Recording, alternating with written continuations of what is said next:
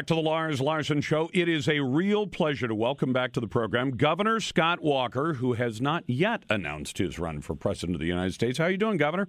Hey, I'm doing exceptionally well. Thanks for having me on. You know, earlier tonight we were even talking about the situation in Wisconsin where there have been all these phony baloney investigations into folks in your office and everything else, and the local DA. I mean, this guy's been after you since you were a county executive, but I'm glad that to see that you've gotten past all of that, and that even the dirty tricks of the other side have not brought you down.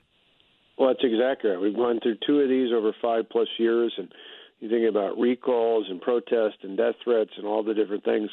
You know, the old adage is what doesn't kill you makes you stronger. In this case, everything the left could throw at us possibly, politically, legally, otherwise they've tried. And we've only become stronger because we didn't back down. Well, Governor, tell me this. The president today announced that he's opening up full diplomatic relations with Cuba, but apparently America is getting nothing out of this deal, and Cuba is not changing much at all as a result of the United States doing this. What's your take? Well, I mean, think about, I remember back in the 80s there used to be a movie called Trading Places, and I swear if you look at the sequel, it would be about this presidency, at least when it comes to foreign affairs. We now treat Iran and Cuba like friends, and we treat places like Israel like adversaries. It is completely another one of those trading places. I mean, we can't even treat Israel nice, let alone put the embassy in the western part of Jerusalem where all the federal buildings are at, but yet we're opening embassies in Cuba. We're opening up business arrangements potentially here if things go forward with Iran. This is a lead from the behind mentality that hasn't just been orchestrated by the president, but by Hillary Clinton for her first 4 years as Secretary of State. And I think it's about time most Americans, not just Republicans or conservatives, but I think most of us just as Americans want America to lead again.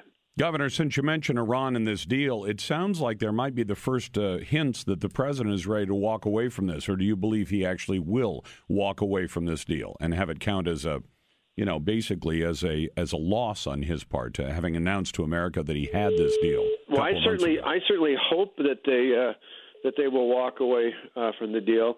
I think in some ways, oddly enough as this sounds, but the supreme leader of Iran has saved us, because it was clear some time ago that this administration, through John Kerry and the people negotiating this, and certainly this president, were more than eager to put a deal forward.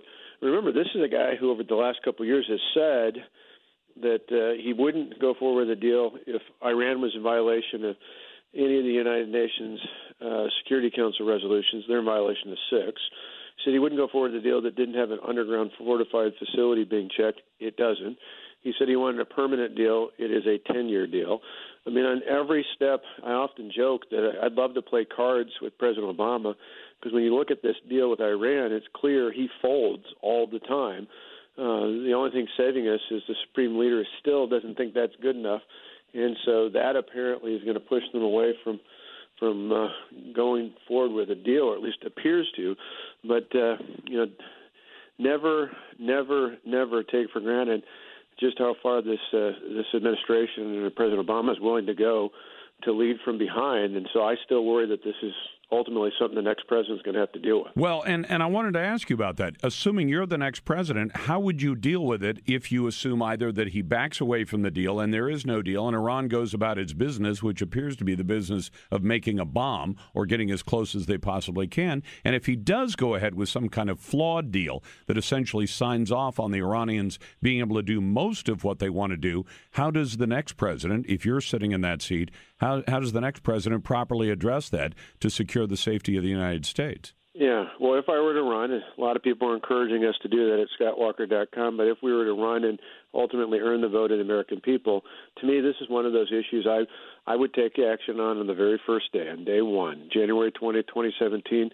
If I were elected president, I would pull back from this awful deal on the very first day. The only thing good about where this has been headed is he's not going to take it before the United States Senate for ratification, and therefore the next president can unilaterally dismiss it. I would then reinstate the sanctions that the United States has had in the past, which for nearly 19 years were in place and were largely working, which is why Iran was willing to come to the table in the first place, not because they wanted to change what they were doing, because this was crippling their economy. And then I would aggressively push to move our allies, lobby our allies to do the same. It's a lot easier if we don't go down that path and they don't lift the sanctions. But if they do, I still think it's incredibly important for us to reinstate them and ask our allies to do the same, because they have the capacity. They are in the process of building the capacity to have a nuclear weapon. They have illicit nuclear infrastructure. We need to have them dismantle that. We need to have full disclosure and absolute transparency.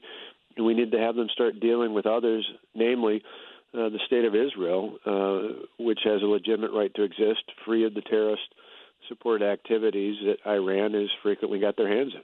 Governor Scott Walker is with me right now. Governor, tell me this. You operate on the assumption that your likely opponent will be Hillary Clinton, correct?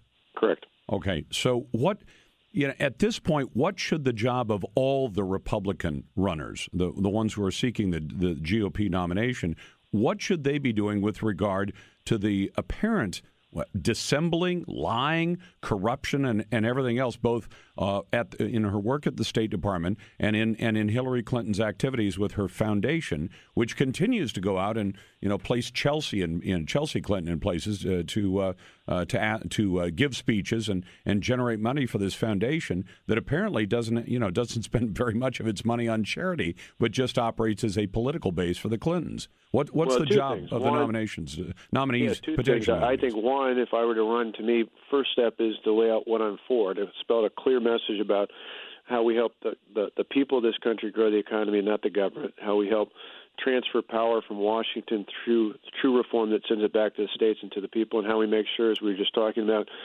for our children and our children's sake, we make sure that we live in a safe and sound country and safe from the threats around the world. But then, in addition to telling the American people what you're for, then I think it's appropriate to point out the contrast. In the case of Hillary Clinton, the overriding theme with all of this, from the emails to the Clinton cash to many of the other challenges we see her facing, many other scandals and problems, it's a consistent theme that the Clintons think that the rest of us have to follow the rules, but the rules are different for them.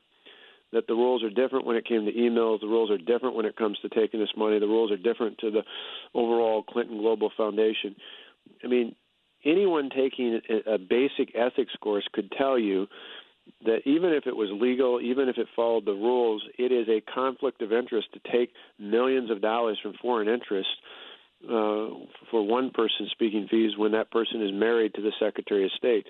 Anyone can tell you the problems when you're Secretary of the State, even if it's not classified, if it is sensitive information, sensitive to the interests of the American people and their security, why in the world would you have that on a private email server? I mean, sadly, with the hacking being done by the Chinese and others out there, the Chinese, the Russians, and others may very well know more about Hillary Clinton's server than do the members of the United States Congress.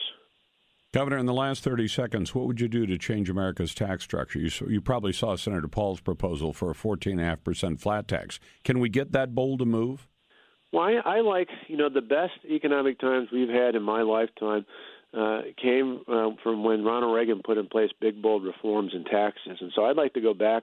We'll lay out, should we get in, and again, people have been encouraging us at scottwalker.com, but we'll lay out a clear plan. But I like to model it off the kind of success we had under Ronald Reagan's tax reform back in the mid-1980s. Governor, it's a pleasure to have you on always. scottwalker.com, correct? Correct. You got it. Well, listen, we're glad to see you running, and I'm glad to see the ideas out there. Thank you very much, sir. Thank you. Have a great one. And you as well. Governor Scott Walker with us. We'll be back with your phone calls and emails. And one caller who says GOP candidates lack a clear vision. I can't wait to hear about that one. You're listening to The Lars Larson Show.